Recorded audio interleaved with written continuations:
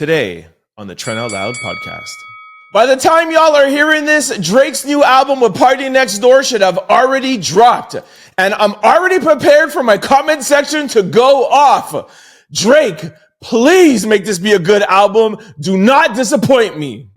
Y'all know my favorite thing to do is give you guys good news when it comes to Wendy Williams. She has signed an affidavit to end her guardianship, and some people don't understand what that means. We will break it down. Yes, it's time to get excited, but we are not there yet. In yesterday's episode, I told you guys there was something weird about Diddy suing NBC for $100 million while a bunch of other people released documentaries. I knew something didn't make sense, but today we found out the reason why, and NBC, y'all got a lot to worry about. Before I start today's show, there's something very, very important that I have to say. Happy Valentine's Day, y'all. What up? It's Trent Out Loud, and I'm back with another episode. All right, y'all know what day it is. My favorite day of the week is finally here. It's Friday!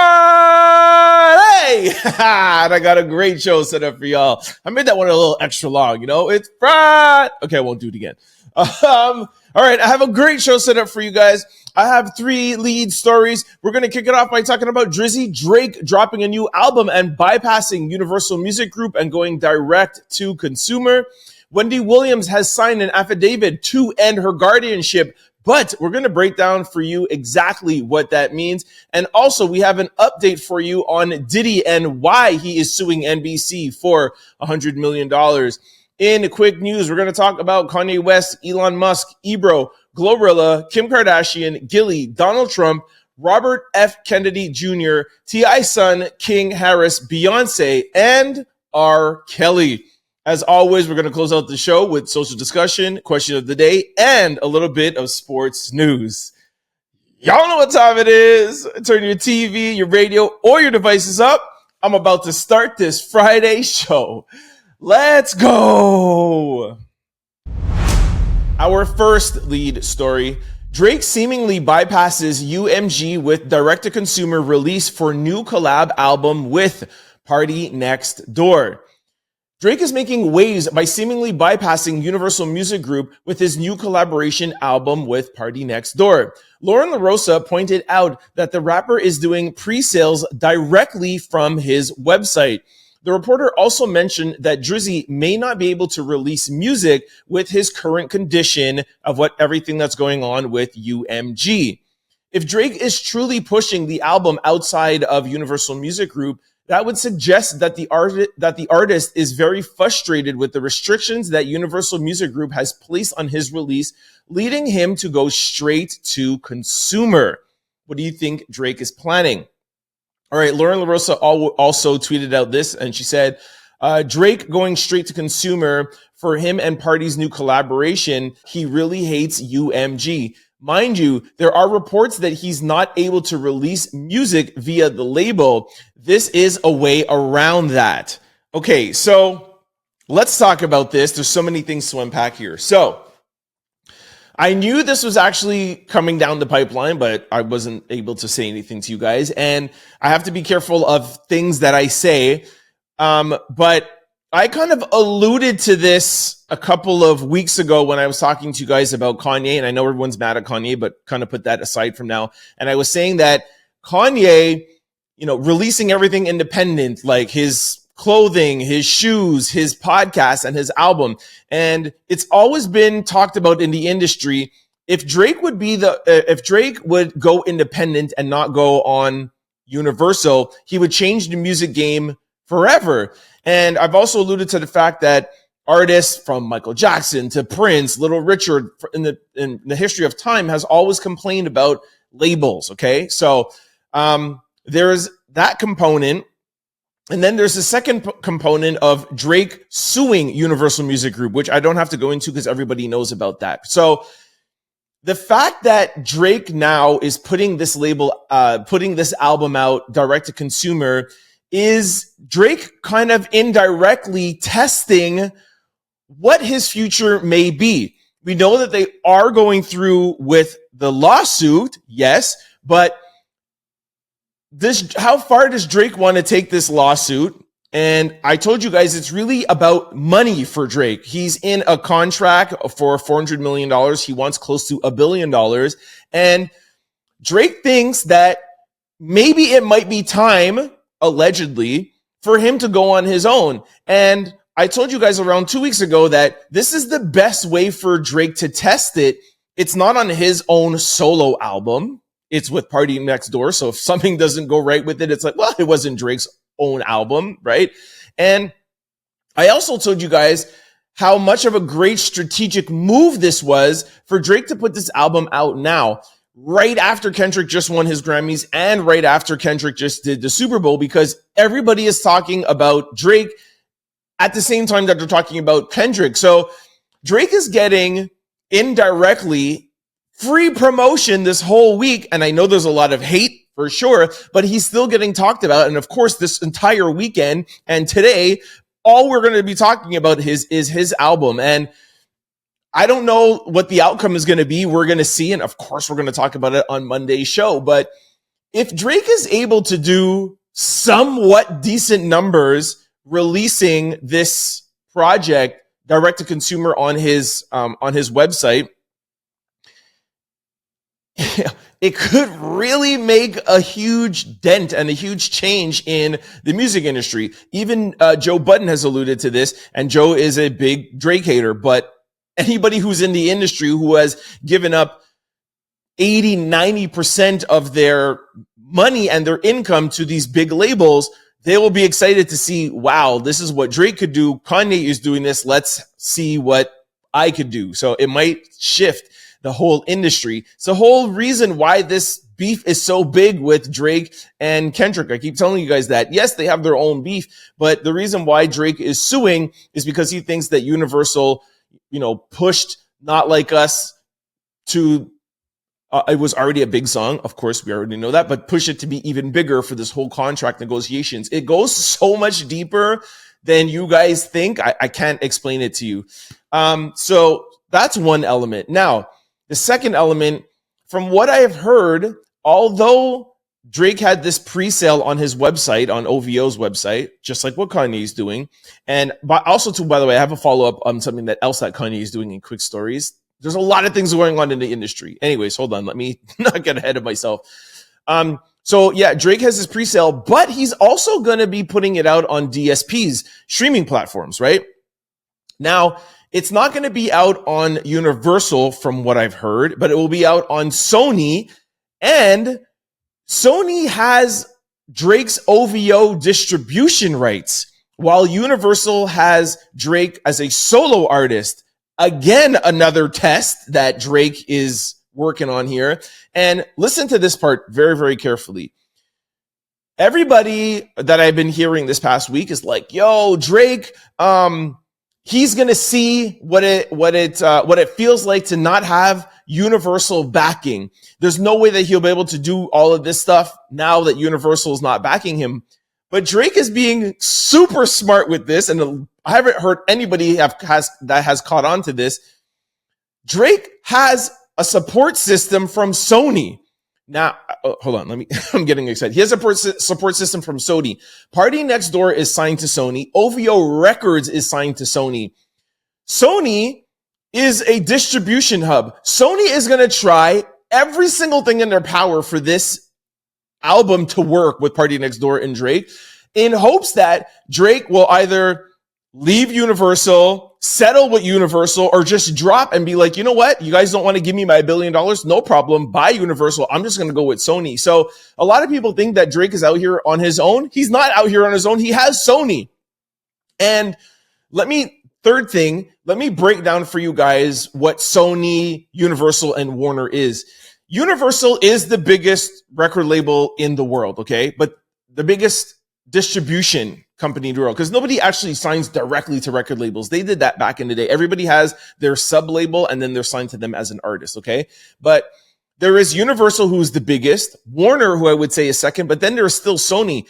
So that's like saying, how can I let's put this in a sports brand, okay? So like Nike is the biggest, but Adidas is still pretty big too, and Puma is still out there as well too. It's not like you don't know. Anybody who's bought a sneaker before, or any sort of sports apparel, if I ask you who's the biggest, obviously you're going to say Nike. But if I tell you, yo, you want to wear these Adidas, you'll be like, all right, let me rock these Adidas. And if I tell you, hey, you want to put on some Pumas, you might wear some Pumas too. And now there's these other brands coming out. So Sony is equivalent to, I would say, Adidas and Puma put together, because not put together, but either or. Adidas is a strong second, and they're doing really well this year. So my point of all of that, I'm making that comparison, or that trying to draw the lines for you guys, is Drake is not out here on his own. And this is not me being a Drake fan. Put the beef aside, like the whole joke of who's better or whatever. And y'all know I just do that for fun.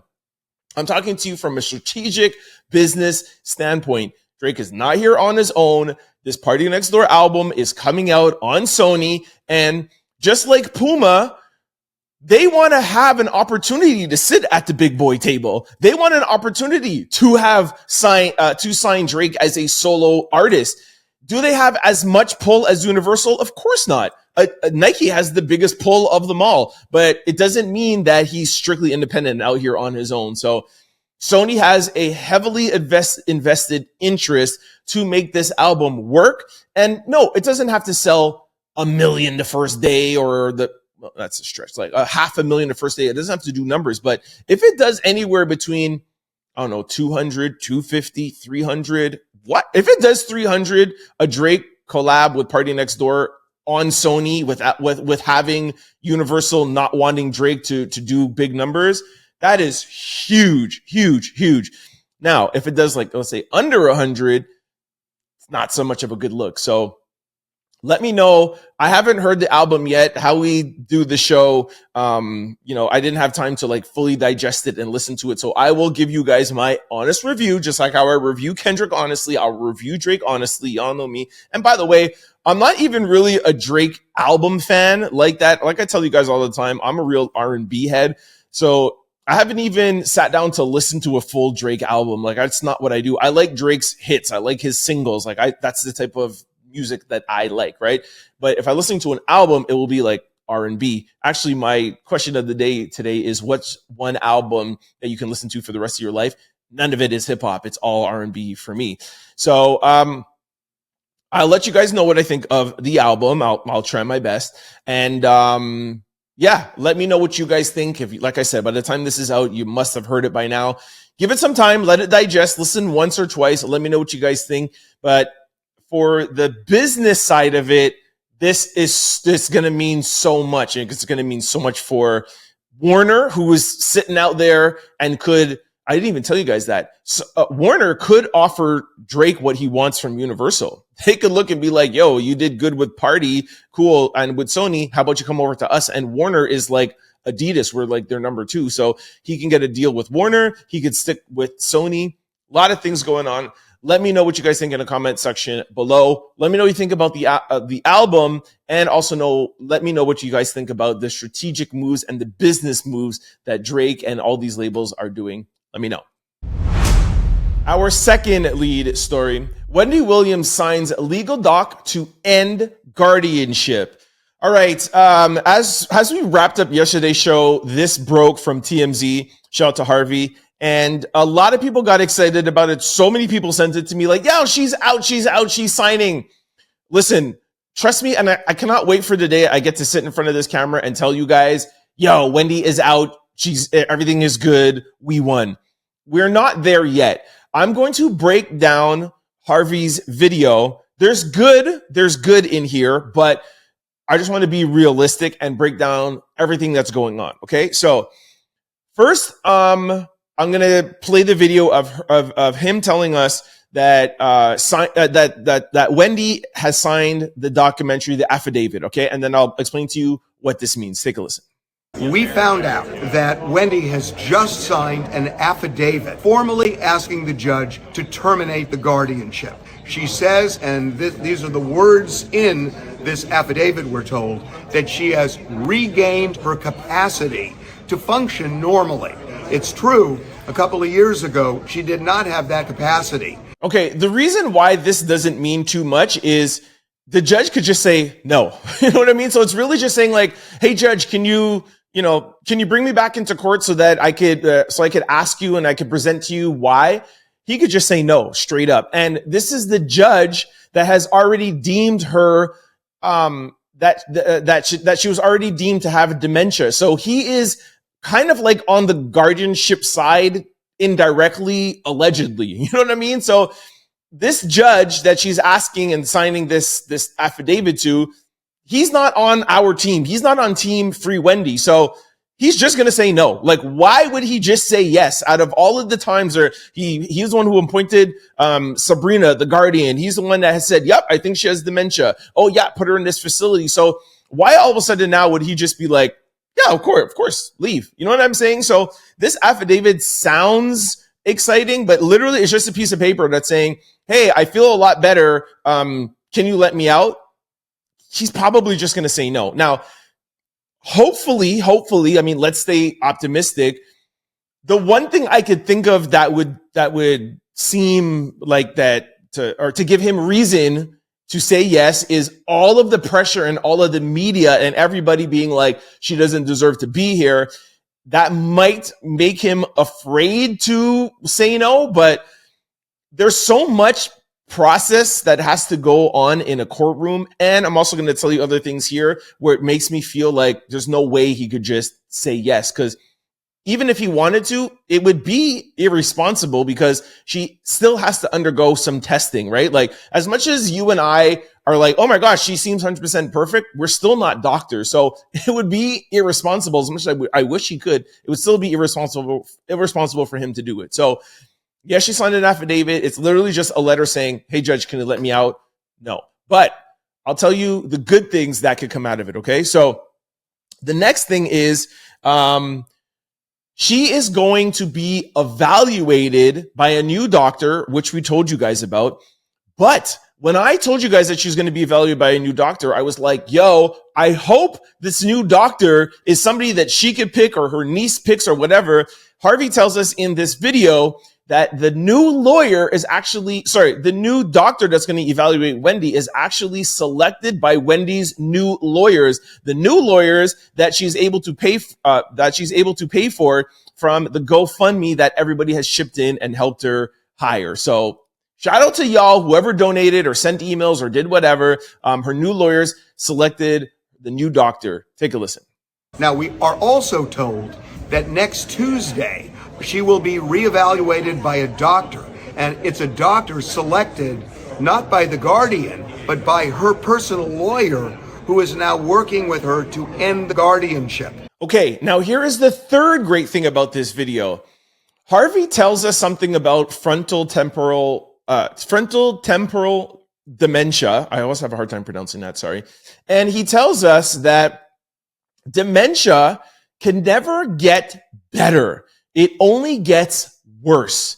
So, like I said in yesterday's episode, we know that Wendy was going through something. We know that. We all saw the A&E documentary, and even Wendy has said, I was going through things, okay? We don't know what, but we assume that it was something. Okay, let's just leave it at that. Now, but what it cannot be is that it can't be where 2 or 3 years ago, you don't know what's going on, you can't form proper sentences, and then your dementia has all of a sudden just gotten better, and now all of a sudden you could put together and formulate proper sentences. Dementia doesn't get better, it only gets worse. Listen to Harvey. Wendy says in this affidavit, she is clear, she says she does not have frontotemporal dementia. Now that's how she had been diagnosed previously, but as we say in this documentary, frontotemporal dementia never gets better. People only get worse. If you watched her in the Lifetime documentary, she was here. Now she's here. Okay, now here is the last piece, and this to me is the best. That's why I saved it for last. So, if the judge in Wendy's case says no, which we all think that he's going to say no, and you know what? I hope he says yes. But if he says no, It doesn't end there. What her lawyers can now ask is like, okay, judge, we signed this affidavit. You said no, no problem. We want a trial by jury, and he cannot say no to that. Then Wendy will be able to get judged, or Wendy's case will be able to get judged by a jury of 12 of her peers. And if you ask me, and if you ask other people, how could you present this case that we have all seen played out in the past 3 or 4 years?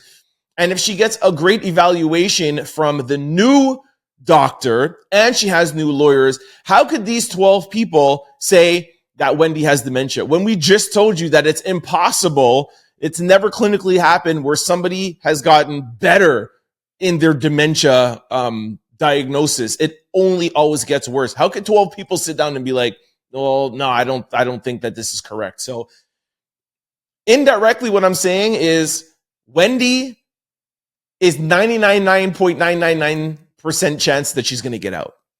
It might not be next week, like what a lot of people think. However, she's probably going to get out. At the end of it, a judge cannot keep her from having a trial by jury. And that's the best news. So her lawyers are doing a great job.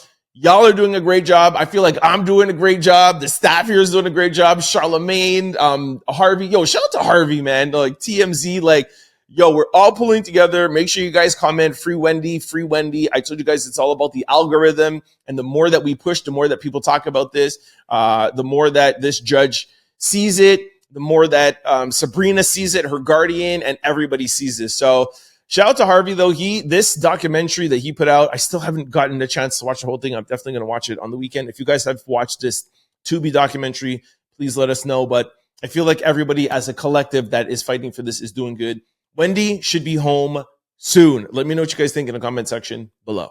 If the judge says no, we're told Wendy's lawyer will then demand a jury trial, which you can get in New York, where jurors will decide, does Wendy now have the capacity to live as a free woman? That is a big deal. A lot has changed.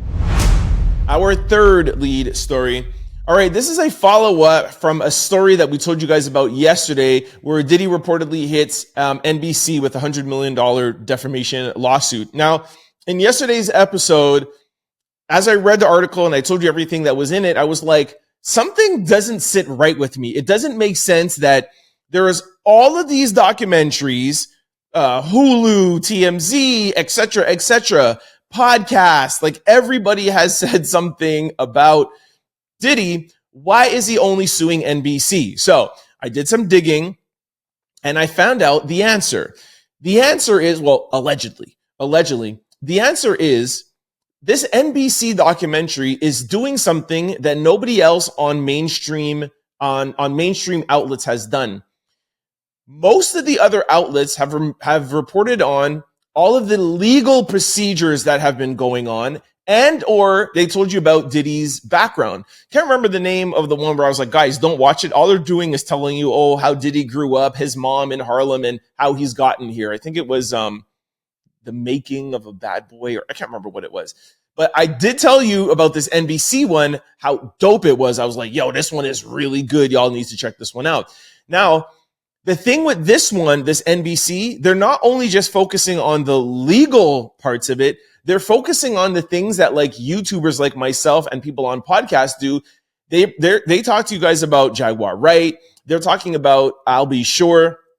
They're talking about Kim Porter. And all of those three people and all of the things that those three people say are not in any court documents yet. And it's all speculation. So the fact that NBC, which is a major network, are bringing on people that are talking salaciously and are talking about things that are really just rumors and are not grounded in any sort of factual proof, not even so much as to say, I'm going to bring it to a civil case. Diddy and his team have a legal argument to prove defamation because it's not grounded in anything. As I've always told you guys before about civil lawsuits don't have a burden of proof like how criminal lawsuits do, but it still cannot be completely salacious. You still have to have some sort of basis of facts. But Jaguar Wright hasn't brought any sort of civil lawsuit. I'll Be Sure hasn't brought any sort of civil lawsuit. And everybody's saying about Diddy's involvement with Kim Porter's unaliving, there's never been any sort of civil lawsuit where it comes to that. So Diddy's team is saying, you guys have a license to broadcast, and with that comes some sort of responsibilities. You cannot be out here showing or bringing people on or bringing stories that don't have any sort of grounds to it. That's irresponsible of you, and that is defamation. So I spoke with some people about this, and from what I heard, NBC is actually really nervous about this, to be honest with you. And if anything, they might settle with Diddy outside of court, and we might not even hear if they ever settle. And in yesterday's episode, when I read it to you, one of the things that Diddy's team was saying is that you guys are just rushing to bring these stories so that you could beat other people to the punch, basically. And it kind of makes sense. There's a reason why nobody else put those things in there. Yes, YouTubers, of course, and Jaguar Wright, yes. But there's a reason why no major networks said those things. And NBC really put those in so that they could stand out and have people watch. And I told you guys that a lot of people are watching, and it's really good. So that's the advantage of being a YouTuber. And that's why I always tell you guys that, like, we are the future. Having a YouTube show, we don't have license to, broadcast on major networks. So we have an opportunity to go into things and tell you guys things that ABC, CBS, Fox, CNN can't do. That's why mainstream media is losing views, and YouTubers and podcasters have an advantage. So I feel like NBC, somebody at NBC was like, oh man, I want to talk about Jaguar Wright. I want to talk about these things that these podcasters and these YouTubers get to talk about, and that might get them in trouble. So I told you guys it wasn't sitting right. I know that there was something weird about it, and that's the reason why. And Diddy might have grounds. We will see. I'm not saying he's going to win, but those are the reasons why he is suing NBC, and he might have grounds to win. YouTubers, man, we cannot. You guys can't fight us. NBC, ABC, all of that stuff. Like, you cannot fight us. We are the future. We get to be connected to the people, and we get to tell people the real of what's going on, man. So NBC, stop trying to hate, YouTube, what up? All right, this brings us to quick news. Ring my Friday bell. Our first quick story. Yeezy.com returns as Kanye West announced Yeezy store coming soon. Kanye West announced that Yeezy store is coming soon on his website. Ye pivots from Yeezy.com being an e-commerce site to an announcement board. Earlier this week, Spotify shut down Yeezy.com. All right, another thing that I uncovered that I thought was a little bit weird. Y'all remember how shocked I was that Kanye West was on Shopify? And I was like, how could a billionaire be hosting a $1 billion brand as big as Yeezy on Shopify? And I was like, I can't figure it out. Now, I'm not saying that I have it figured out 100%, but if you go to Yeezy.com right now, it says this, like what is up here beside me, Yeezy store coming soon, like written in like chicken scratches with a heart. But for those of you who don't know, when you have a domain name, Yeezy.com is a domain name, okay? And you could point your domain name to whatever host. So, my store used to be exclusivitylife.com. So I point it to my Shopify store, but I could point it to another store, and I could point it to another platform, and I can point it anywhere. Like right now, actually, when you go to exclusivitylife.com, it brings you to my YouTube channel, right? So it's like people who used to shop at my store come to my YouTube channel, like, what's up? A couple of people send me emails or like, yo, I used to come and buy sneakers. Now I see Trent and talking about Beyoncé and Diddy. Anyways, that's a whole other thing. So that is what Yeezy.com. So what I am gathering and kind of like what I've been hearing is he didn't always have Yeezy.com on Spotify. Sorry. And yes, I know I made a mistake saying Shopify and Spotify last time. I've been doing it for years. So Yeezy.com, and it's Friday, cut me some slack. Yeezy.com wasn't always pointed at Shopify. And what Kanye is doing, which like I always say, master marketer, is he sold those t-shirts that he knew was going to get pulled down, that he knew was going to make global news, pointed Yeezy.com to Shopify, wanted Shopify to take his store down so it will be global, so that now he can come and be like, all right, everybody that didn't know about Yeezy.com before, now you know about it. He spent $8 million on a Super Bowl commercial for Yeezy.com. Now you go to Yeezy.com and it says this. He is going to launch back again now, Yeezy.com, on another platform. And like I said, you could build your own platform. I built my own platform before I put it for my store, before I put it on Shopify, not Spotify, Shopify. So this is now what he's going to do. And he is going to come back with a bunch of stuff to sell. And he's going to get so much marketing and so much people talking because he's going to say, wow, Yeezy.com is back. I should have smelt this. I should have known, man. Like, Kanye doesn't do anything without intention. He doesn't do anything without purpose. Now, we might not agree with his ways, but like I said, he's independent. So you got to give him credit for that. He doesn't have this Adidas push. He doesn't have DSPs, the streaming service or whatever. So Kanye West is doing everything in his power to create as much noise as possible. And we're all here saying, yo, Kanye is ruining himself. I can't believe he's doing all this. But at the same time that we're saying all of these things, we're talking about him. We're writing down his name. The algorithm picks it up and blasts everything Kanye West when he comes back out with whatever he's going to come with on his site. Trust me, it's not going to be just a t-shirt. It's not going to be just nothing. It's going to be something that he could be profitable off of and make millions of dollars independently, selling a t-shirt for $20 that literally costs him like 50 cents to make. Woo!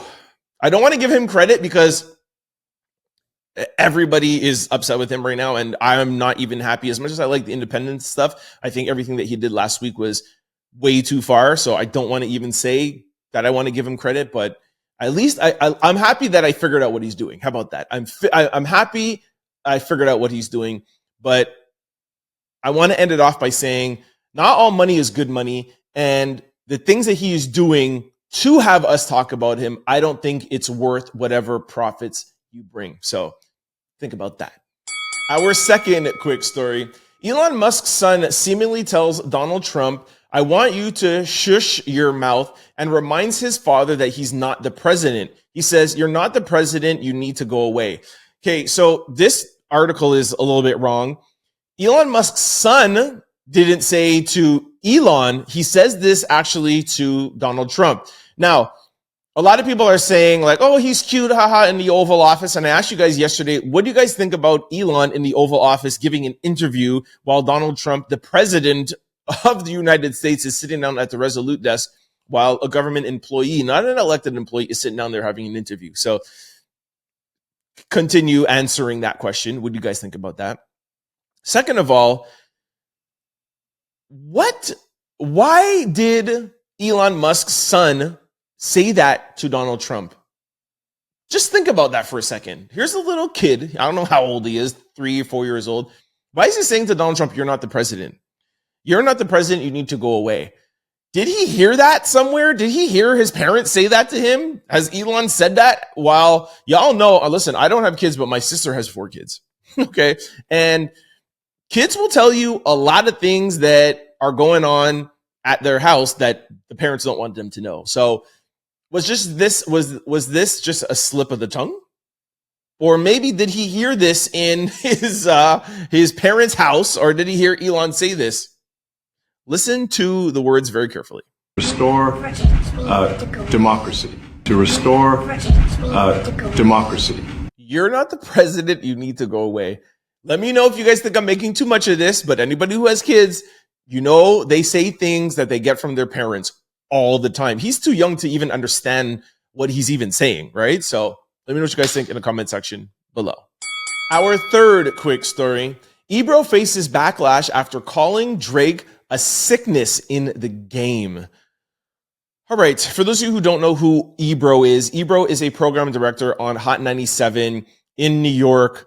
And Hot 97 at one point was like the mecca of hip hop and the mecca of music. He now works for Apple, or Apple Music.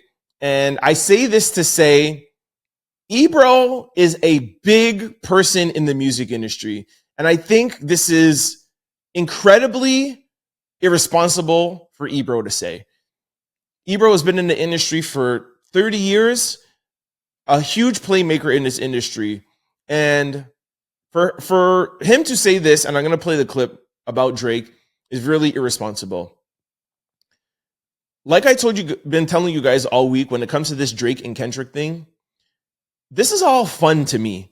You should not take this seriously. We have had rap beef from the beginning of hip hop. Jay-Z and Nas, Drake and Meek Mills, Nicki and Megan, Nicki and guys. As fans, we don't need to read this much into it. Now, there's some beef, like a 50 Cent and Ja Rule, like we all know, like that's personal, right? Drake and Kendrick, it's not that serious, y'all. Let me just play the video and then you'll see what I'm talking about. Drake is not that important. The reason Drake's in this is because he is a sickness in the game. It's what Drake represents. Come on, man.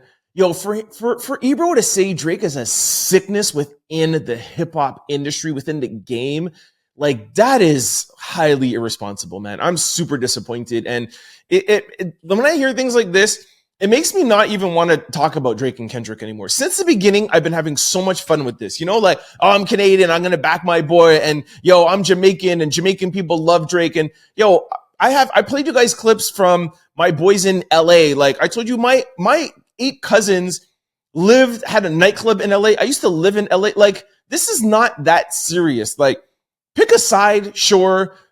Make fun of Drake all you want. Say whatever you want about Kendrick. Say whatever you want about the Super Bowl. But for people to really make this into something serious and be like, yo, this guy is a sickness within the hip hop industry. I am so happy for the backlash that you are getting.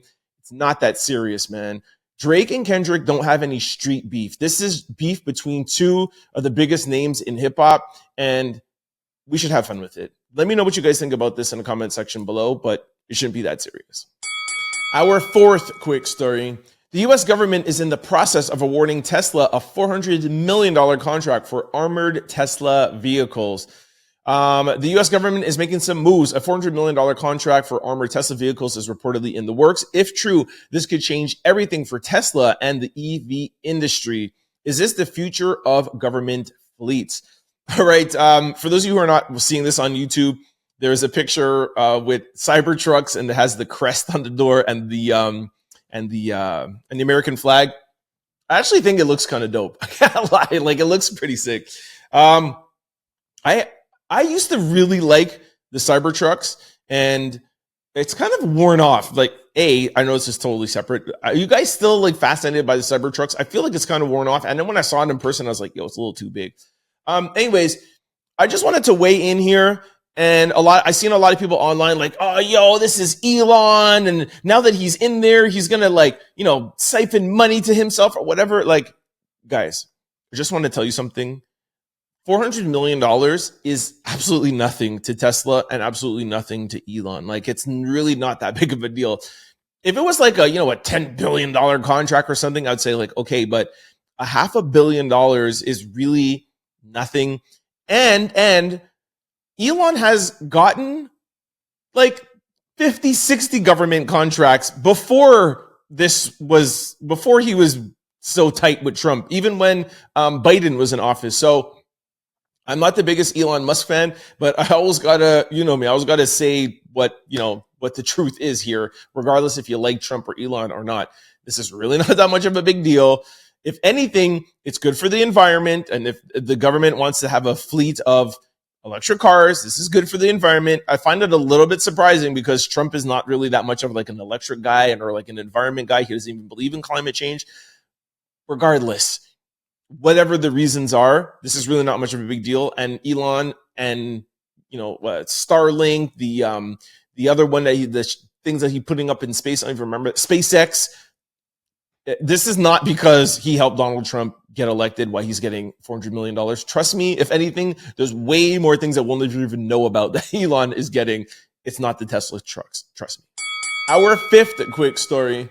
GloRilla admits to getting discipline shots to get her clappas bigger. And she says the cat is out the bag. Listen to GloRilla. Been seeing everybody with all the BBL allegations. And I want to come on here and be honest. So, I didn't get a BBL. But I did get some discipline shots. I got them inserted right here and right here.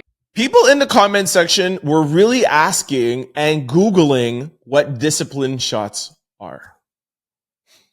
My people, yo, come on. Get a little discipline and get in the gym. Like, it's really not that hard to figure out. Anyways, I love Glo, but seriously, this is actually turned into a thing. It's actually gone a little bit viral. And people were like, yo, I knew it. I knew that she actually did get something. And I don't know what these discipline shots are, but I told you it wasn't natural. Like, really? Really? What have we come to? Like, it's 2025. For those who don't know and still think that she got something, she's alluding to the fact that she's disciplined, hence the reason why she did this video while she was in the gym.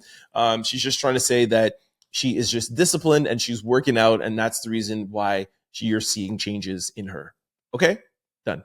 Let me know what you guys think about this in the comment section below. Discipline shots. Oh my gosh.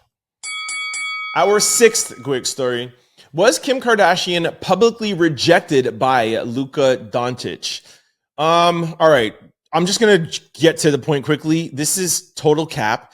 Well, it's not total cap, but for those of you who don't know, Luka was traded to Lakers, and Kim Kardashian said that she put out something. She's like, I think I want to learn Slovakian. Is Slovakian? Am I saying that right? Yeah, he's from. Anyways, she wants to learn the language of where he's from.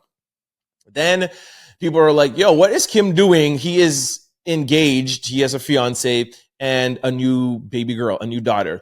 And there was this thing that was leaking that went around where it says from Kim's Instagram, and it says, I want to learn how to speak Slovenian. Sorry.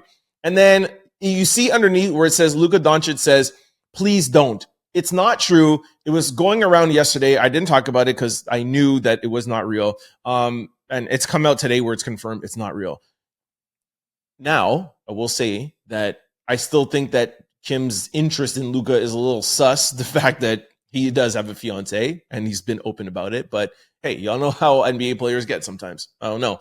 Anyways, here's some content creators that maybe break it down better than I did. Take a listen. Was Kim Kardashian just publicly rejected by Luka Doncic? So Luka Doncic was recently traded to the Lakers in a very shocking trade. Well, Kim Kardashian posted on her story, does anyone know when he will be playing? I want to meet him. Sports Illustrated posted about it, so I figured it was legit. Then another screenshot started circulating. And even though multiple news sources reported that this screenshot was real, it turns out it's fake.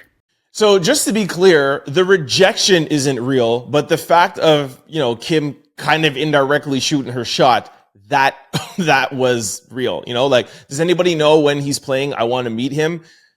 Kim, like, he's engaged and he has a brand new baby girl. Like, why are you doing that? And that was actually fact checked. It was on, I think, like Sports Illustrated. Now, I'm sure Kim is just going to say, well, I'm a Lakers fan, and I just heard good things. I wanted to meet him. I'm sure she's probably going to say that. So I still think it's a little bit like not cool of her to do that. But like I said, hey, people know how basketball players are. But let me know what you guys think in the comment section below. Our seventh quick story. Gillie the Kid was on Club Shay Shay, and he explains why Jay-Z only smiles in pictures with billionaires. I told y'all that Jay-Z is not looking good out here in 2025. People are coming for Jay-Z because of Diddy. Anyways, listen to Gillie. I said the Roc Nation brunch ain't of nothing but Jay-Z putting a bunch of on the lawn and then going in the back door and saying, I told you I still run this shit. Give me the money.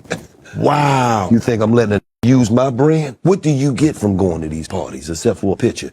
I don't even smile with you if you ain't worth 500 million or more. Let's be for real. The only smiling they do is when the billionaires in the picture. Look at all these broke ass on the lawn. So basically, Gillie's indirectly saying, look, Jay-Z is not really happy hanging around black people. He's not really happy around hanging around people that don't have billions of dollars. And the only reason why he takes pictures and he does all these lunches, the Roc Nation lunch or whatever, is to solidify himself in the community, in the culture. And then he goes and hangs out with billionaires and was like, yo, use me for the NFL halftime show. Trust me, I have a connection, and that's how he makes money. So he's alluding to the fact of, he's not really happy being in pictures. Couple of things that I want to say about this. The whole picture thing of Jay-Z not smiling when he's with rappers or with black people or people within the community, I don't really subscribe to that. Like, I feel like a lot of dudes, when they're around like rappers and dudes, are always trying to like mean mug and like take these shots. You know what I'm saying? Like Charlamagne never smiles in any pictures, but at least he never smiles in pictures like with billionaires either. But anyways, I just think that's smiling. And then when he's with billionaires and he's with people, I think it's just the environment. I think more it's just the environment. That's one thing. Second thing is, to be fair, Jay-Z is already cemented in hip hop culture as a leader in the culture. And I will admit that things are changing a little bit this year after this case here with Diddy. He's losing a lot of credibility, but I don't think, let's just talk prior to this whole Diddy thing. I don't think Jay needs to hold Roc Nation brunches or to take pictures and then to be like, yo guys, I'm telling you, like, he's already solidified as, one of the greatest rappers ever, one of the greatest businessmen within the hip hop culture, and the things that he has done for people, like Kanye and the people who he has signed and the things that he's done and now going on with Roc Nation. I don't feel like Jay-Z needs to do that. Now, I will say one thing about Gillie's the point that Gillie's trying to make is that I do think, I want to word this properly, I do think that Jay does use his cultural advantage to make these deals in the $1 billion space, right? I 100% do think that. And I also do think that he gives back to the community that helped build him. But I do think that some of the moves that he makes, for example, like Tidal, this is, black owned. This is for the artists. I'm going to have all the artists own this platform with me. And that was one of the reasons why I signed to Tidal, and I still am on Tidal. I don't have Apple or Spotify. And then he goes and sells it off, and it's no longer black owned or artist owned, etc. So, but then the flip side of me is like, that's business. You know what I mean? So, academics have talked about this too, where it's like, he starts something and it's like, guys, this is for the culture, and then he sells it off. Same thing like with, Ace of Spades, like what he did with champagne. But the businessman in me understands the fact of, do you want to own 100% of a $1 billion brand, or do you want to own 50% of a $30 billion brand? So kind of on the fence. I think ultimately, I disagree with Gillie on this topic because I don't feel like Jay-Z uses the culture. Jay-Z is cemented as part of the culture, but I don't know. I think maybe like the little silver lining in this is maybe Jay could build a brand and start a brand and keep it within the community, but it's not the point of a brand. It's not the point of a brand. I always say that every time I do talks, anytime I do anything with other entrepreneurs. The point of a business is to scale it and to scale it as far as it could go. So, all right. You guys just saw me going through a whole thought process. I disagree with Gillie. He is wrong, and Jay-Z hasn't done any. Yeah, Gillie is wrong, and Jay-Z hasn't done anything that's wrong. That's the point of a business. It's the point of a business is to scale it all the time, every time, or else don't start a business. So, Gillie, I gotta disagree with you, bro. Let me know what you guys think in the comment section below. Our 8th quick story. Drake and PartyNextDoor have a song named after Young Thug's lawyer. All right. I'm kind of putting two things in here. Drake and PartyNextDoor released their track list, but like I said, by the time this comes out, the album will have been out, so this is not going to be anything all that crazy. But people were alluding to yesterday the fact of Young Thug being on the album, which is going to be really dope. You know, throughout the whole beef, everyone was calling Drake a culture vulture and, you know, using Atlanta, and no Atlanta artists are going to stand with him. So it is going to be really dope if Thug is on the album. So that's one thing. And another reason why I wanted to put this in here, by the way, the track list sounds pretty cool. I like that he's starting off with CN Tower. That's in Toronto. Mothball, Something About You, Crying in Chanel. Like, it just looks really dope. I thought every song started with S, but it's not the case. Anyways, one thing that I wanted to put in here is yesterday's show, or I think the day before, I told Drake that he's making me a little bit nervous with the antics that he's doing, and not to like get in your Kanye West bag by doing like antics of like posting Serena Williams, posting this, and posting people. Like, just get to the music. And so far, so good. Maybe he did hear me, maybe all the way in Australia. Shout out to the OVO team. Thanks for, getting my advice to him. I am seeing, I just want to make sure that it doesn't change, but I like that he's putting out the track list. He's putting out the music. Like, stick to the music, Drake. Don't get sidetracked this weekend.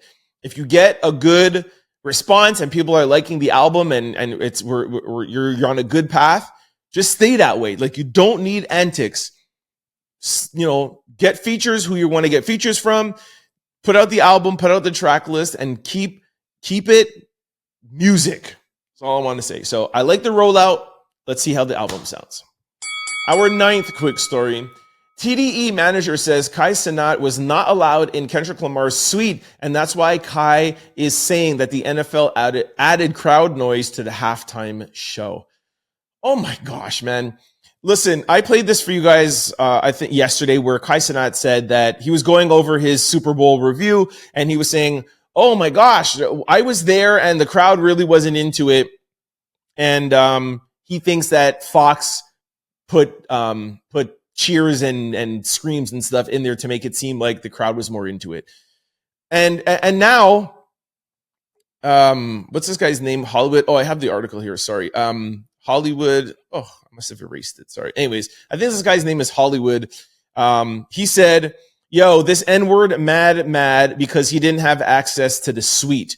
And he's basically indirectly saying that Kai tried to come backstage and he wasn't allowed in the suite, which I don't know why you guys wouldn't allow him in the suite. Anyways, Kai's the biggest streamer in the world. But that's on you if you guys don't want to. But yo, why can't people say their opinions or say things? We have heard a bunch of people say that the crowd wasn't into it and they're putting in fake sounds. On Monday, before this even broke, I gave you guys video of people who I knew that were there, like from their stories. People were sending me like, yo, here is video. But why does he have to be a hater for that? Like, why does it have to be a reason? Why can't it just be like, yo, I was there and the crowd wasn't really that into it? I was with you guys yesterday. Who cares if the crowd was into it or not? That crowd that was there wasn't a Kendrick crowd. And I see people online comparing the Kendrick's crowd to Drake's crowd, which is not fair. As much as a fan of Drake that I want to be, you can't compare Drake in Australia with people who bought his tickets to Kendrick at a Super Bowl halftime show. People were not there for Kendrick. They're there for a Super Bowl. So like, come on. It's not fair to judge. I don't care if the crowd was into Kendrick's performance or not. Like, who cares about that? Anyways, I just thought that it's unfair for you guys to like drag Kai for that. It's just not fair. But let me know what you guys think in the comment section below. And here is a clip of Kai and what he said, just to be fair for those who missed yesterday's episode. Take a listen.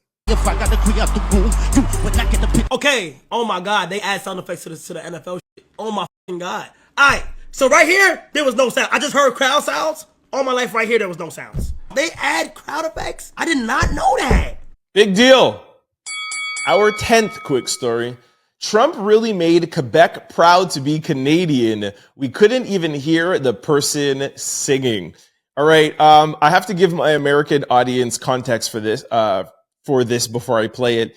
Montreal, where I'm from, Montreal, Quebec, is a French province, and Quebec doesn't even like Canada. Okay. They, for years, have been trying to separate from Canada and can't. And the fact that Donald Trump wants to make Canada the 51st state, and I played this for you before, whenever the Raptors are playing, whenever anybody's playing and there's an American and Canadian anthem, everybody now is cheering for the Canadian anthem and they boo the American anthem. I have said repeatedly, I think that's wrong of them. I don't think you should boo anyone's anthem. But Canada, since Trump wants to have us become the 51st state, has finally, for the first time that I could even remember, has come together as a country as a whole and been like, yo, we do not want to be the 51st state.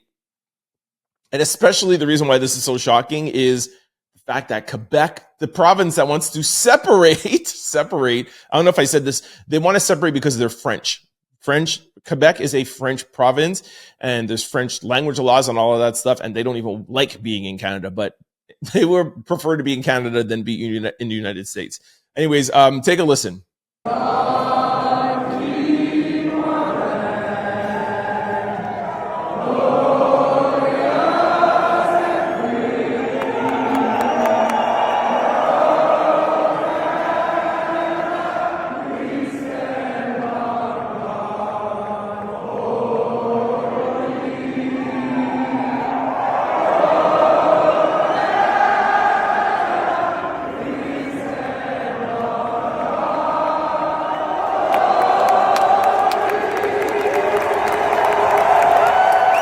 That is so crazy to hear Quebecers singing the Canadian anthem.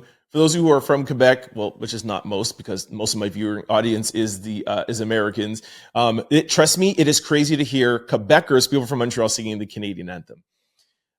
When I was listening to that, it made me think of something that I was talking about last week. Earlier in the week, that I just wanted to tell you guys something about. When I was talking to you guys about Kendrick and the Super Bowl, and a couple of people in the comment section were like, oh, you don't understand, what black people have to go through in the US.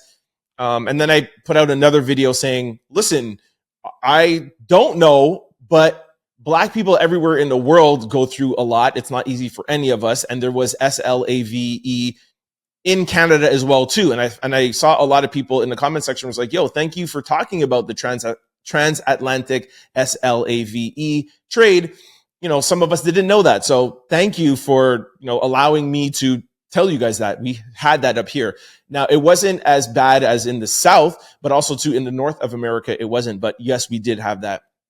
And I also told you guys about, how it was in Jamaica, how the British used Jamaica and the West Indian Islands for SLAVE. Now, what made me think of something that I forgot to tell you guys is that in Quebec, not only is it hard to be black in Quebec, and by the way, there's only 2% of the population in Canada is black, 2%. In the US, it's 13. So not only is it hard and difficult to deal with racism and discrimination in Quebec being 2% of the population, Quebec is French. I get discriminated against because I'm black and also because I don't speak French. I'm English. We have language laws here. I owned a store, and my stores, we have language police. They would come in and give us fines if the signs were in English and not in French. My employees had to greet people, or any employee in Quebec, you have to greet somebody with bonjour, comment ça va? Est-ce que je peux vous aider? Trust me, I know that might sound French to you, but a French person will tell me that's horrible, okay? I know some words, obviously, but you have to address somebody in French first and then in English. Est-ce que je peux vous aider? Hi, can I help you? If you don't, you get a fine. I can't get documents in English. I wouldn't even get into it because this is not the time or the place, but Quebec is a French province signs, if I put a sign outside of my store and if I want English to be there, the English has to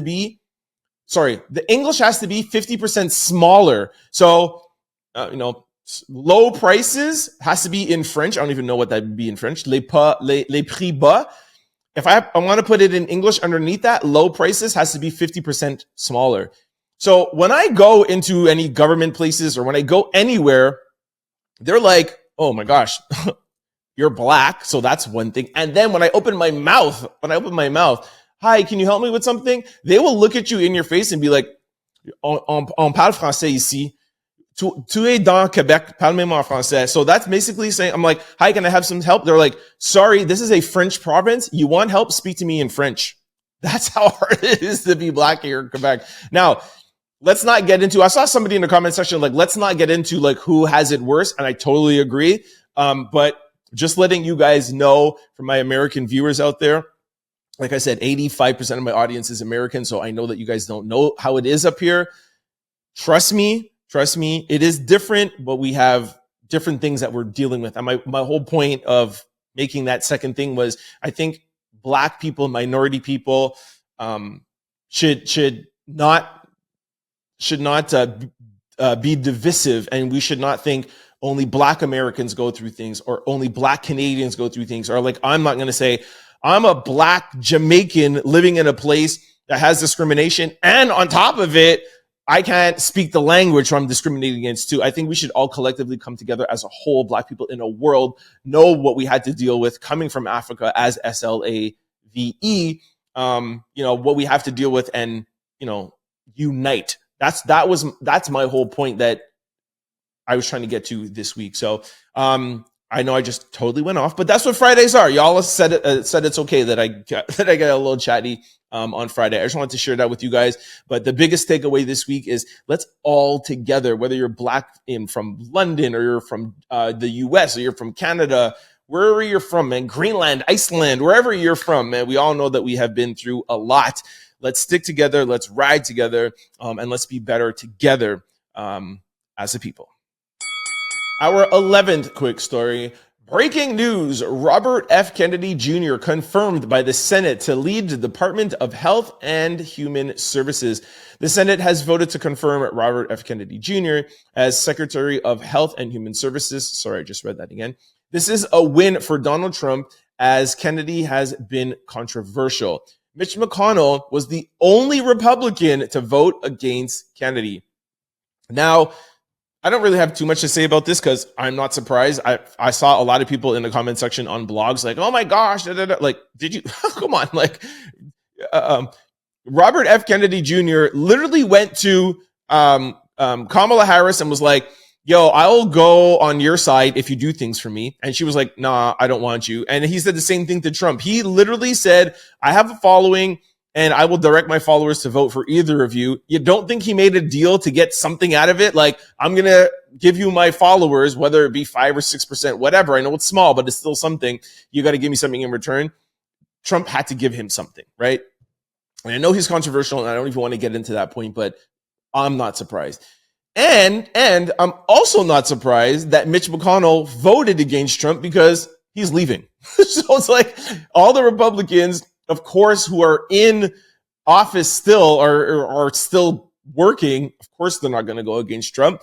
And Mitch is the only one that went against him because he's leaving. So none of this is shocking to me. Let me know what you guys think in the comment section below. You shouldn't be shocked. Trust me. Our 12th quick story. By the way, for those who are new, I'm not Republican or Democrat. I'm an independent. All right. I forgot to say that in the last segment. And I know I say that all the time. People are like, one thing Trent's going to say is he's going to say he's independent. That we have new viewers every day, and I can't have them thinking that like I'm biased. Okay. Our 12th quick story. It's Friday. King Harris urges female rappers to have a baby so his son can date them. King Harris says he needs rappers like GloRilla, Lotto, and Ruby Red to have some kiddos so that his son could have a boo. Listen to King Harris. GloRilla, Lotto, Ruby Rose, I need all y'all to start reproducing. I got the golden trophy right here. I actually think King is hilarious, and he should start a podcast, or he should have a YouTube show. I would watch, I would tune in. He got jokes. Our 13th quick story. Beyonce's Cowboy Carter tour expands again, making history for the most consecutive shows booked by any artist at multiple stadiums. Beyonce's highly anticipated Cowboy Carter rodeo tour has added some more dates. Shortly after the tour was trending online as fans expressed frustration over pre-sale tickets, she announced that they're adding more dates in Los Angeles and New Jersey. The addition made the 35-time Grammy Award-winning artist the artist that has the most shows booked at MetLife Stadium in a row, and also SoFi Stadium. Crazy. The latest expansion follows Beyonce allegedly adding 5 to blah, blah, blah. I already told you guys about that. What I find crazy about this is I literally just told you guys yesterday that people online were like, yo, Ticketmaster and Beyonce, what are you guys thinking? And for one split second, I was like, oh my gosh, could Beyonce's tour not sell out? Has it gotten to the point where I thought maybe because of the Jay-Z and Diddy thing or whatever, maybe this is not going to be so crazy? She added more dates. You guys complain online. I think that some tickets with Ticketmaster, it's adding up to $700, $800, and there's some of $2,000 or $3,000. Y'all are still buying. Crazy. One thing I must say though, I do like what Beyonce's doing. Well, not that I like it, but I like when I see things changing. I just think it's smart of her from a business standpoint. The fact that she is going to these big places, big venues, and planting a flag and saying, yo, I'm going to be here for 7 days, and people are coming to see her. It's like she's almost making a residency at these major stops. So I'm going to be in LA 7 nights. Boom. Y'all come see me. People will fly from everywhere to go see her. All right, I'm going to be in Chicago. For those of you who don't know, that's one of the biggest expenses in when you're on tour is you got to pay everybody to pack up the stage, put it in a truck, drive all across the US, drive all the way up here to Canada. You know how much money that costs? Traveling. Beyonce is boom, gonna set up my stage one time. I don't have to pay people to take it down, do whatever, and then have people come and see her. It is brilliant and could literally change the way that we see concerts. It's all about profitability, man. So whoever thought about this, very smart. Now, I know that some smaller artists can't pull this off, and you're gonna need to go around, but I think this is very smart and could maybe change the way that we go and see concerts. Our 14th quick story. R. Kelly's SA and racketeering conviction was upheld on appeal. Is this really news? Who didn't know that R. Kelly's appeal was going to get denied? And I'm not even reading the article and going back of what R. Kelly has done and all of that stuff. I just want to let you guys know that he appealed and it got rejected. And I know and I understand the court system, and everybody has a right to a fair trial. And while you have a right to a fair trial, everybody has a right to appeal. But I feel like there's some people who shouldn't even get a chance to appeal because he's just disgusting. And I can't even listen to R. Kelly music. And like I told you guys, I am a big R&B head. I used to listen to so much R. Kelly back in the day, like everybody did. There's some people who are like, oh, you got to separate the artist from the music. I can't, man. After knowing what he did and the fact of his music, 90% of his music is about what he was doing, to know who he could have been writing those songs for, I cannot listen to them. No, I can maybe listen to I Believe I Could Fly because that's just innocent. But any songs about that stuff and then thinking who he could have been writing that for, I'm disgusted and I cannot listen to R. Kelly music. Anyways, he ain't coming out. Applaud the judicial system for working. Never let that man out ever again. Let me know what you guys think in the comment section below. All right, this brings us to social discussion of the day. We actually have 2 discussions today, but we're going to start off with Slim Thug. Slim Thug says every other race gives it up easy, but black women make black men jump through hoops. Rapper Slim Thug expresses his opinion that black women require more effort from black men in relationships compared to women of other races, who he claims is easier to pursue romantically. This comment suggests that he believes Black women set higher standards or expectations, making Black men metaphorically have to jump through hoops just to get their attention or commitment. Here is Slim Thug. Take a listen. Black men, you are the #1 wanted man on earth by all races of women. Snow bunnies, whoever races outside of Black women are going to give it up to us. We don't have to play no games. Black women tend to through obstacle courses. Okay, here are my two thoughts on this. One, that is completely not true. That is such a horrible stereotype. It's not true. I have been single for a long time. I'm out here, and I know Black girls that are that way and that are not that way. Trust me. I know white girls that are that way. This is not true. That is just a horrible stereotype. It's really about the parenting and about the household that they grew up in. And some Black people are that way, 100%, but there's a lot of Black people that are not that way. That's a big misconception. Two, for the sake of argument, let's just say that is the stereotype, okay? And what I would ask to Slim Thug or anybody else who thinks this is, why is that a problem for you? Is my question. Like, if you're just looking for a fun night, then I understand you having the argument. Like I said, it's not true, but okay. But he's not saying that as like a one night thing. He's saying that as like in a relationship. Now, if you are looking for a relationship and if you are looking for a wife, why would that even be in your top 5 things to look for in a relationship? That should even be in your top 10.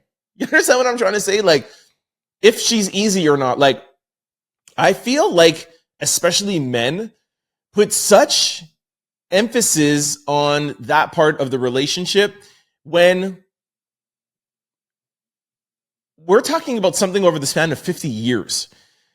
You know what I'm saying? Like, I'm not saying that shouldn't be something that you should be interested in and look in. And sorry that I cannot say everything that I want to say, obviously, because we're on YouTube here. But you understand what I'm trying to say, right? Like, that element, like, there has to be an attraction. Yes, don't get me wrong. Yes. But when that comes in, when that part of the relationship gets put into the relationship, if it's not a one night thing, then who cares when it comes in? Because, and I feel like this is why a lot of people get divorced, is that if that is the element that you're thinking about, and let's say that is the element that's great in your relationship and you don't have anything else, then your relationship is never going to last. What I think about when I think about being in a serious relationship or getting married, I think about, and I say this all the time, I talk about it in my book for those of you who might not believe me, I think about what my wife and I are going to do when we're 60, 70, and 80 years old. I don't think about now. You know what I'm saying? That's why I don't even think, like, the attraction is super important. Don't get me wrong. Okay. I'm Jamaican. Trust me. I'm saying, like, it's super, but it cannot be the priority when you're looking to get married to somebody, because all of that, whatever that attraction is going to wear off. So you have to be attracted to someone's mind. You have to be attracted to someone's values. You have to be attracted to so many other things for that to last, because I don't care how many times you go to the gym. I don't care what you do. We're all going to get older, and that part and that element is not going to be there. So yes, is that important? Of course, but it cannot be the thing that you start an argument over. You know what I mean? To be like, yo, when we're dating, that needs to come in quicker because in other races, it comes in quicker, which, like I said in the beginning, it's not true. But I think everybody, and I think that's why the divorce rate is so high, because people use that part of the relationship as the reason why they continue the relationship. If you like that part, stay single. You know what I'm saying? And that's why I'm single. Like, I have met girls that I have, that part is amazing. It's great. 100%. Mind-blowing.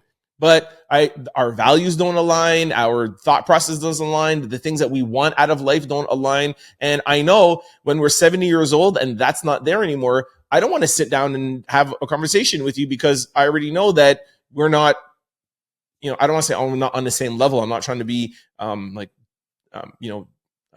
insulting to somebody, but the wavelength and the things that I want to talk about, regardless if they're high or low or whatever, I want somebody who's like-minded and can talk about those things. So anyways, I know it's Friday and I could talk, but it just frustrates me. I get into arguments with my friends, with my guy friends about this all the time. It's a thing. I have it in my book. Ugh. Anyways, dudes, trust me out there. If you want that, stay single, and that should be a thing, and you go after that. In a relationship, that should not be in your top 10. Just trust me.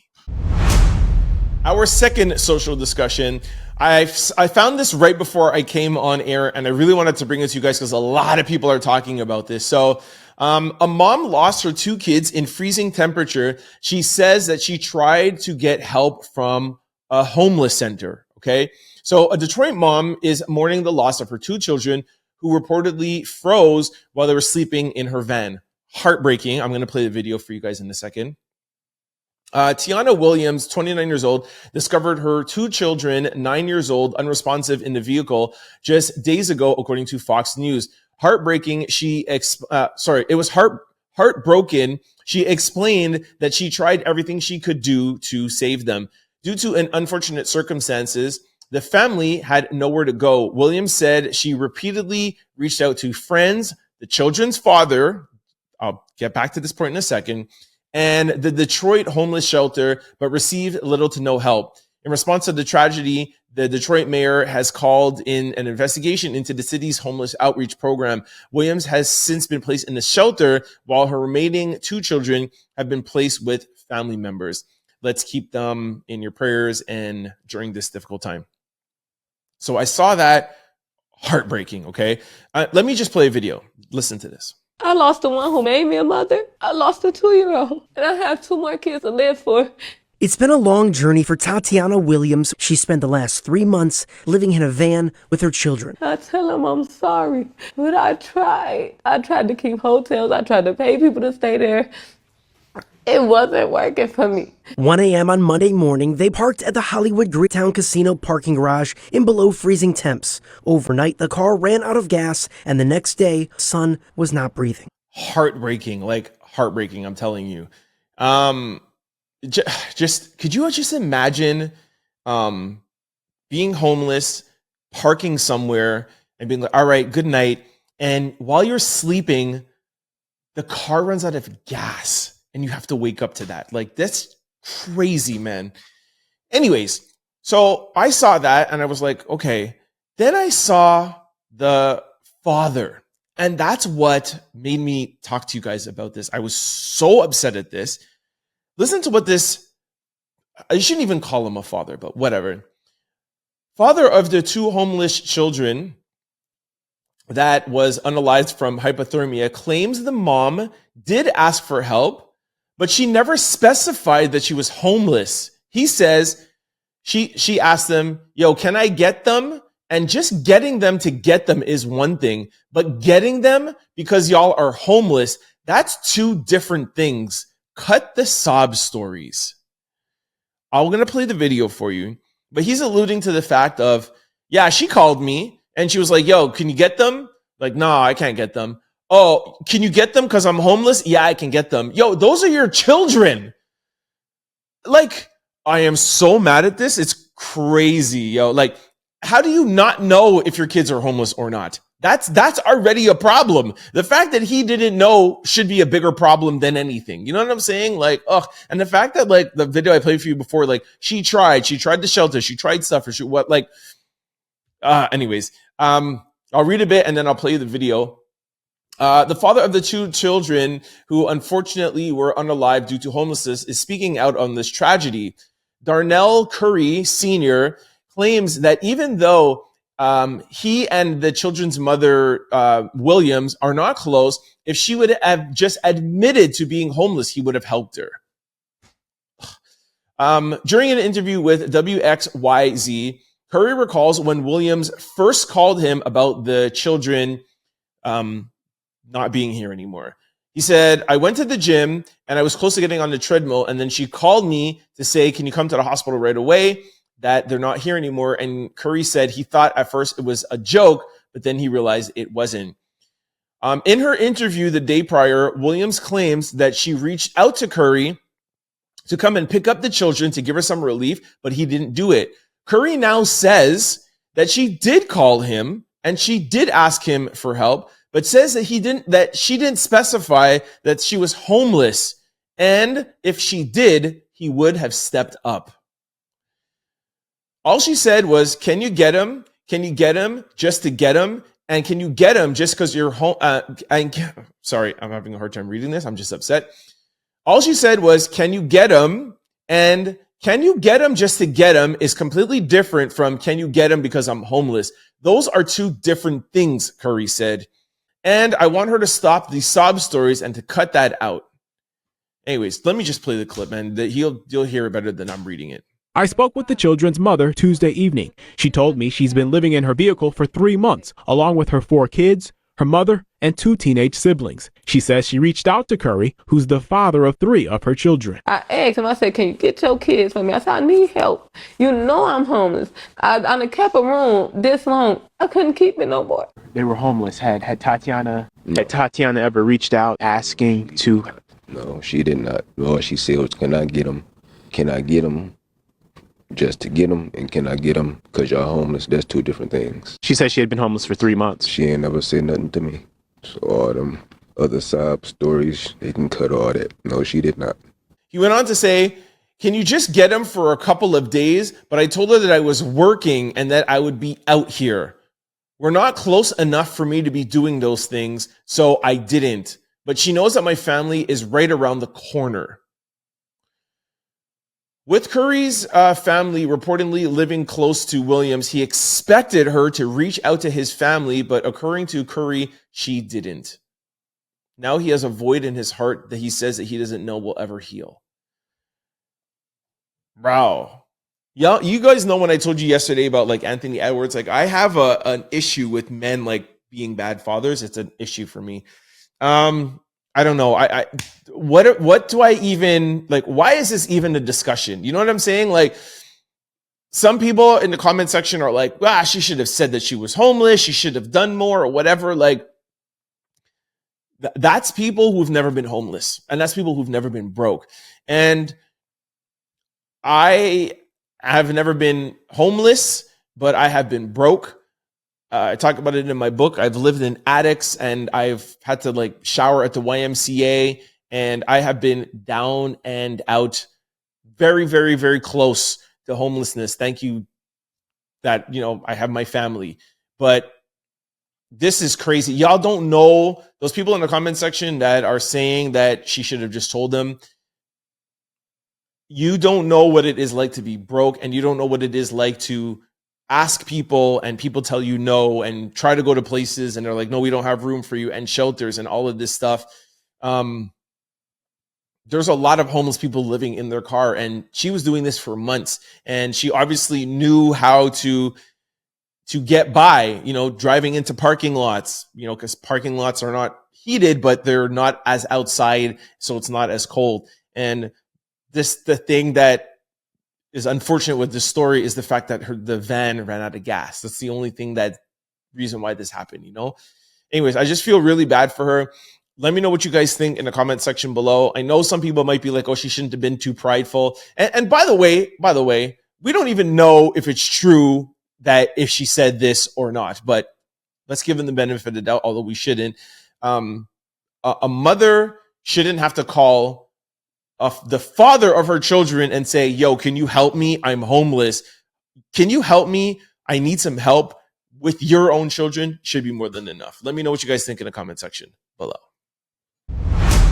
All right, let's try to bring things more upbeat. This is question of the day. If you could only listen to one album for the rest of your life, what would it be?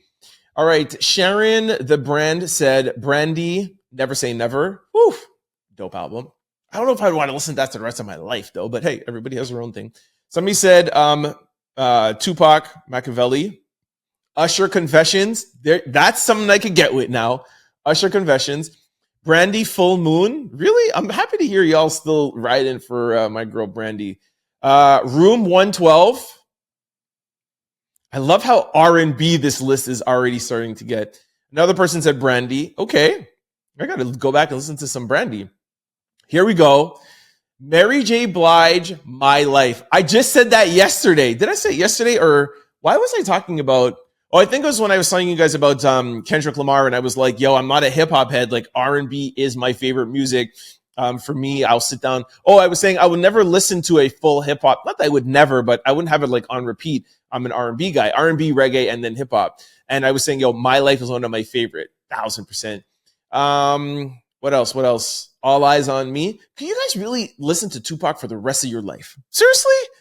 Yeah, I need some love in my life, man. I couldn't listen to that for the rest of my life. Somebody said Drake. Okay. NWST. What's NWST? And never. What is the Drake album NWST? Never. Sorry, I went to scratch my chin if you guys are wondering what I was about to do. What is a Drake album? I gotta Google this. Hold on. Nothing Was the Same. Sorry. All right. Nothing Was the Same. Really? Nah. Even a Drake album for the rest of my life. Like, and like I told you guys earlier, I'm still not like a Drake from the beginning to the end of an album. I don't know. No, man. OJ's So Full of Love. All right. Marvin Gaye, What's Going On? Carl Thomas. What y'all know? What y'all know about Carl Thomas? Carl Thomas, Emotional. Yeah, that's a big album. Another person said, oh, that's the same one. Nothing Lasts Forever. I don't even know who that is. Somebody said Emotional, Carl Thomas again. The New Weekend. No, I can't. No. Jagged Edge. That's dope. Day 26. What? Oh my gosh. Not for the rest of my life. Here we go. Mariah Carey. Butterfly. I'm down. Mary J. Somebody said any Mary J. Blige album. Somebody said NBA Youngboy. Wow. No.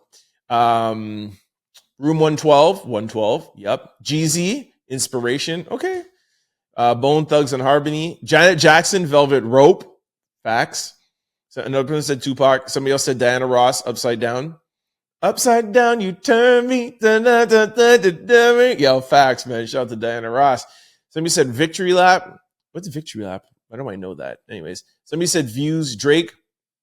Diamond Life, Sade. Now that's what I want to listen to for the rest of my life, man. Some Sade. Anything Sade forever, all the time, could be on repeat. Like, hello.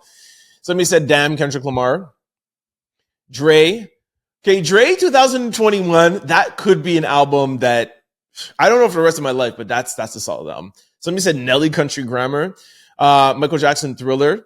Bob Marley. Here we go. Now we're talking. Crush.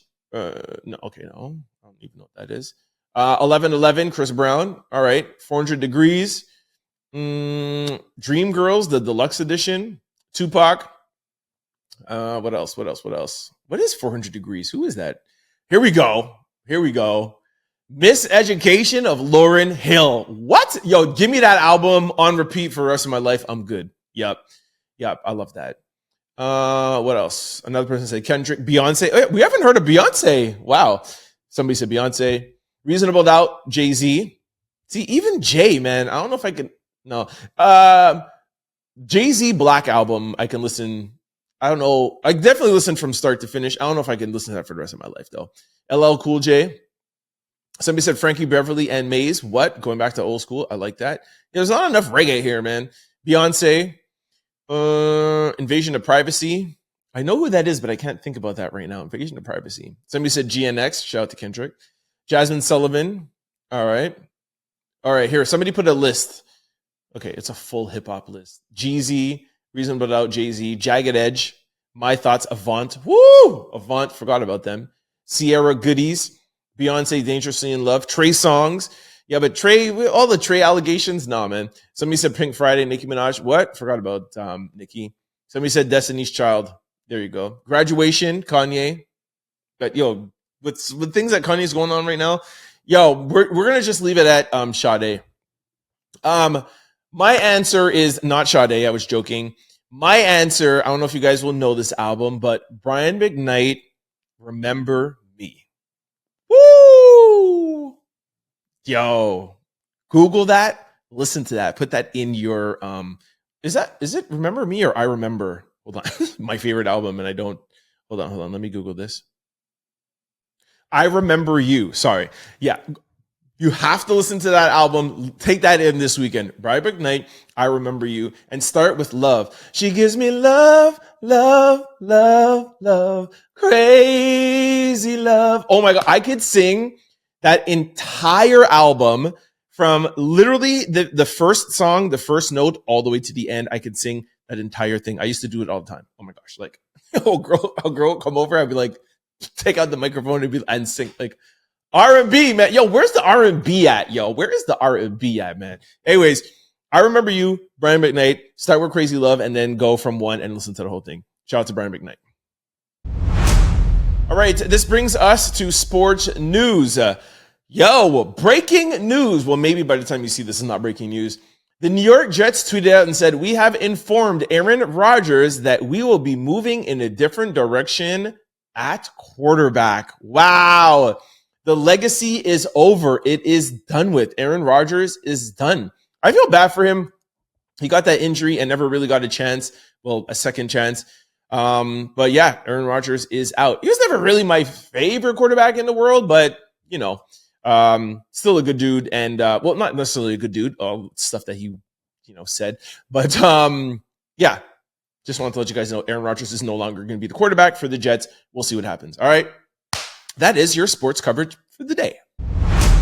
All right. Thank you so much for kicking it with me on this Friday episode. Thank you for kicking with me the entire week. Great week. Learned a lot. Had a lot going on in the comment section. Had a lot of views, a lot of likes, a lot of subscribes. So thank you all. Was a very, very fun week. Make sure you tune in for Monday's episode when I will be reviewing Drizzy Drake's album. I really hope that he's not going to let us down. Please, Drake. All right, you guys, before I let you guys go, I just want to remind you of all the ways to keep up with the Trying Out Loud podcast.